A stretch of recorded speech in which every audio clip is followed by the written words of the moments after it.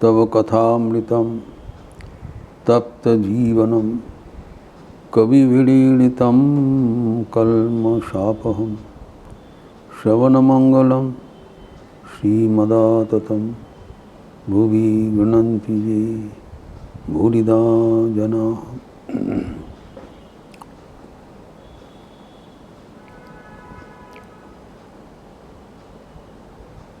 भगवान का जो अवतार के बारे में चर्चा हो रहा था, बराह अवतार, तृतीय अवतार। प्रत्येक अवतार में भगवान के जो आविर्भाव होता है उसका जो विवरण है पुराण में, प्रत्येक अवतार में शिक्षणीय विषय है। प्रथम है कि जितने भी प्रतिकूल अवस्था को उद्भव हो जाए,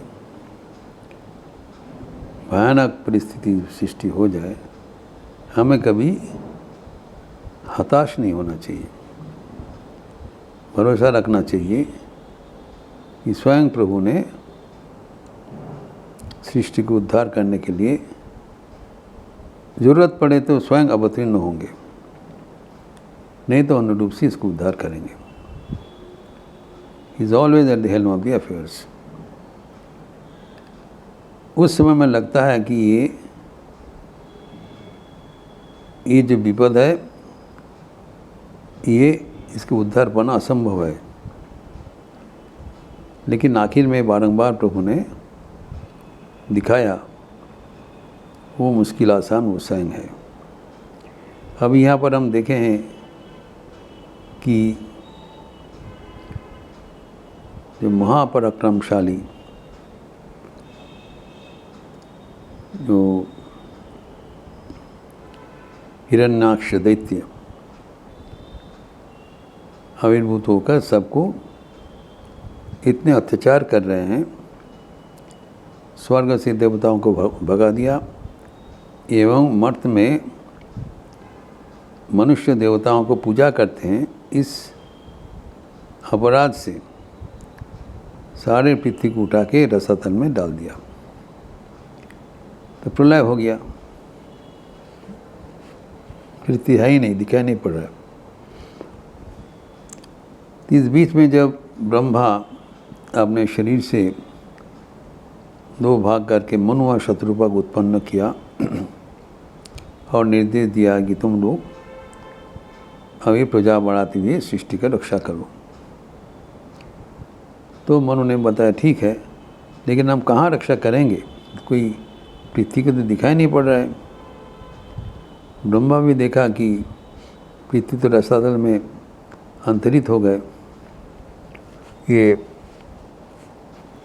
हिरण्याक्ष दैत्य का अत्याचार में, और उधर हिरण्याक्ष सदैव गर्जन कर रहे हैं कि हमारे साथ कौन लड़ाई करने वाले हो, आ जाओ, कोई सामना नहीं कर पा रहे। इस अवस्था में ब्रह्मा जी ने सोचा, जिसके संकल्प मात्र से ही मेरा आविर्भाव हुआ था, वो शंख चक्र गदा पद्मधारी श्रीहरि, वो सब समस्या को समाधान करने के लिए सदैव विराजमान है। हमें उस पर भरोसा नहीं खोना चाहिए।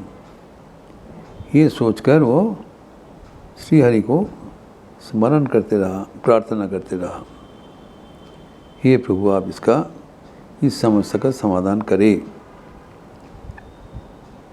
उसको प्रार्थना करते ही स्वयं भगवान आविर्भूत हुए, चतुर्बाहु भगवान आविर्भूत हुए एवं उनके प्रार्थना सुनकर मुस्कुराते हुए कहा ठीक है। और उसी समय उनका नासिका छिद्र से एक अंगुष्ठ का माप का एक छोटी सी श्वेत बराह का वो आविर्भाव हुआ, वाइट बोर्ड। और देखते देखते ही वो विराट आकार धारण किया। तब ब्रह्मा ने सोचा कि ये तो बराह जो है, शुकर है, ये तो साधारण नहीं है। और ये क्रमशः पर्वत आकार धारण किया। तब उन्होंने समझा कि ये प्रभु का ही लीला है। उनके प्रार्थना से ही प्रभु इस रूप से आविर्भूत हुए हैं। तब वह नाना रूप से उनको स्तुति शुरू कर दिया, 12 रूपी भगवान को। जब स्तव करते हुए शुरू किया तब धीरे धीरे भगवान प्रसन्न हो गया। लेकिन उनके भयानक जो रूप, गर्जन एवं जो उनका अंग प्रत्यंग का संचालन देखते हुए सब भयभीत हो गए।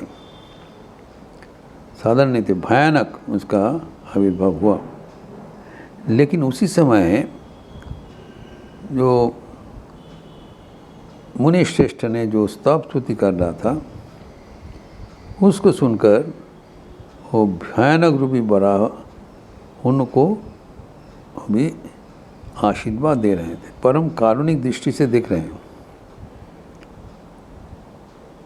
ये दोनों पक्ष भगवान को प्राप्त होता है। चित्ते कृपा जो समर निष्ठुरता च दृष्टवा, देवी जी का स्तुति में है, दोनों है। चित्त कृपा भी है एवं समर निष्ठित, जो उनका प्रार्थना करेंगे उसके लिए वो वरद है, और जो वो अन्याय करेगा तो उसको तो कठोर दंड देने के लिए तैयार है। तो इस अवस्था में जब वो पहुंचा तब इन्होंने निवेदन किया कि देखिए ये जो पृथ्वी है ये रसातल में चले गए, तो सृष्टि तो स्तब्ध हो गए। तो उन्होंने बहुत क्रोधित होकर उन्होंने सागर में डुबकी लगाया। जैसे डुबकी लगाया पूरा सागर में उथल पचाल हो गया, सागर आकाश की ओर डोलने लगा, सब अस्त व्यस्त हो गए। बड़े क्रोध से वो सागर का चीरते हुए पातालपुरी में प्रवेश किया और देखा वहाँ पर दयनीय अवस्था में पृथ्वी विराजित है। पृथ्वी उनको देखते ही समझ गया स्वयं भगवान हमें उद्धार करने के लिए आए हैं। तो उनके चरणों में प्रणाम करते हुए कातर होकर निवेदन किया, हे प्रभु, आप कृपा करके हमारे पास यहाँ तक दूर आए हैं, हमें मुक्त करिए।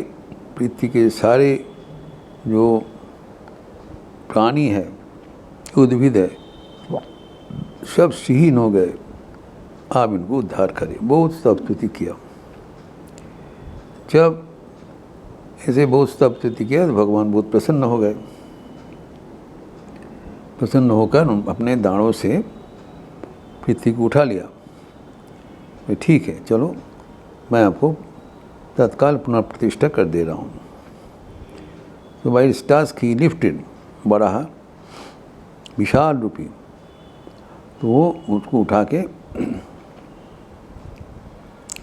वो जल से बाहर कर दिया और वो पृथ्वी को यथास्थान में वो स्थापन करने के लिए उद्यत हो गए। तो ये जो बराह रूपी भगवान है, जो उल्लेख है वो उनका जो एकदम बराह का जैसे उनका आकार नहीं है, नीचे मनुष्य का जैसे, ऊपर में जो बराह का जैसे, इसे दो किस्म का विवरण है।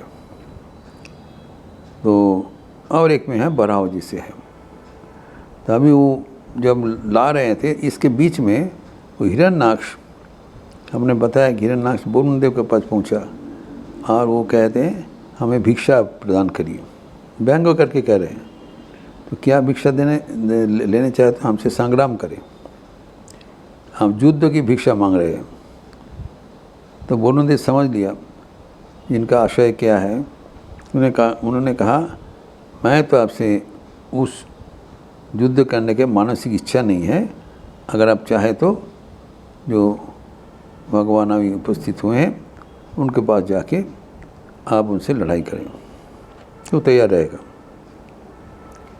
तो सुनते ही वो देवर्षि नारद के पास पहुंचा। उन्होंने पूछा कहाँ है वो, हमसे जरा बताइए, हम उसे जो संग्राम करना चाहता हूँ। तो जैसे बोला कि संग्राम करना चाहता हूँ, नारद ने सोचा ये असुर का बुद्धि में भ्रम हुआ है, लेकिन इनको अभी मुक्ति होना ज़रूरी है। ये अगर भगवान से लड़ाई करे, भगवान के हाथ से मारा जाए, तब तो 3 जन्मों के भीतर इनका मुक्ति हो जाएगा। भगवान के देखते हुए सारे इनका संस्कार राशि खत्म हो जाएगा। तो ये सोचते हुए उनको बता दिया, जब जाइए, जब पाताल से अभी भगवान निकल रहे हैं। तो सीधा आगे उपस्थित हुआ, आके देखा जो वो अपने दानों से मर्त भूमि को लेके वो जा रहे थे, तो उनको रोका और रोककर कहा, जब आप कैसे उनके ले जा सकते, पर हमसे लड़ाई करिए, हम जाने नहीं देंगे। लेकिन भगवान समझ गया इसका क्या बुद्धि है, वो कुछ उनके दृक्पथ नहीं किया। वो सीधा जाके जहाँ पर पृथ्वी को रखना है वहाँ पर शांति से रख दिया। उनका जब बात सुना नहीं, तब इनका हिरण्यकशिपु भी और ज़्यादा हो गया उनका क्रोध। तो आके अपने गदा लेकर भगवान को साथ संग्राम करने के लिए तैयार हो गए। तो भगवान अपना कर्म करके उनके पास आया, उनको कोई सारी चीज़ उपेक्षा कर दिया। जब उपेक्षा करने के बाद वो अपने साथ संग्राम करने लगा, भगवान भी उस संग्राम में उसको उचित उनको जवाब दिया। तो उनके और हिरण्यकशिपु के बीच में भयानक लड़ाई हुआ। सब ब्रह्मा जी, देवता, पूरे जो जनगण सब आके उनको देख रहे थे ये कैसे के, एवं उनके आविर्भाव से ही वो पुष्पवृष्टि होने लगा, क्योंकि सबको पता चला भी जो दैत्य का संहार होगा। भगवान इज़ नॉट नाउ इन ए संहार मोड में है, अभी बहुत जल्दी ही सृष्टि का उद्धार होगा। ऐसी सोचकर उन्होंने पुष्पवृष्टि देने लगा इस बीच में। तो भगवान उसको लड़ाई का ज़्यादा जवाब नहीं दिया। तो हिरण्यकशिपु को जितना भी अस्त्र शस्त्र है सब कुछ प्रयोग कर डाला, लेकिन कुछ उसका फल नहीं हुआ। जब उनके अस्त्र शस्त्र सारे प्रचेष्टा में उनका कोई असर नहीं पड़ा, तब वो धीरे धीरे श्रीहीन होने लगा। उनको पता चला कि इनसे हमें विजय प्राप्त करना संभव नहीं है। तब वो और भी जब श्रीहीन हो गया, तब भगवान ने उनको कानपट्टी पर एक तमाचा मारा और वो साथ साथ वो ज़मीन में गिर गया और प्राणवायु निकल गया। प्राणवायु निकलते ही सब चारों ओर भगवान का स्तव स्तुति होने लगा और सब में पुनः श्रृंखला वापस आया और श्री भगवान भी अपना कर्म समापन करने के उपरांत वो एक पृथ्वी में एक जगह में जाके अपना वो शरीर छोड़ दिया, क्योंकि बड़ा भूमि पर पूजित होते रहे। तो भगवान का ये जो गाथा है, ये गाथा अतुलनीय है एवं हमें यह विश्वास देते हैं, जब ही कोई जीवन में समस्या आते हैं, अगर हम भगवान के स्मरण में चले जाते हैं, उनकी चरणों में प्रार्थना करते हैं, तब वो ज़रूर हमें उद्धार करने के लिए विराजमान रहते हैं, रहा अभी भी होंगे, आगे भी रहेंगे। तो इस प्रसंग और भी अगले दिन बढ़ाते हुए दूसरा अवतार की भी चर्चा किया जाएगा। ओम शांति शांति शांति। हरि ओम तत्सत। श्री राम कृष्णार्पणमस्तु। आज मंगलवार के अवसर है, संध्या के उपरांत हनुमान चालीसा होगी। आप सबका स्वागत है। अच्छे रहिए, स्वस्थ रहिए, आनंद में रहिए। नमस्कार।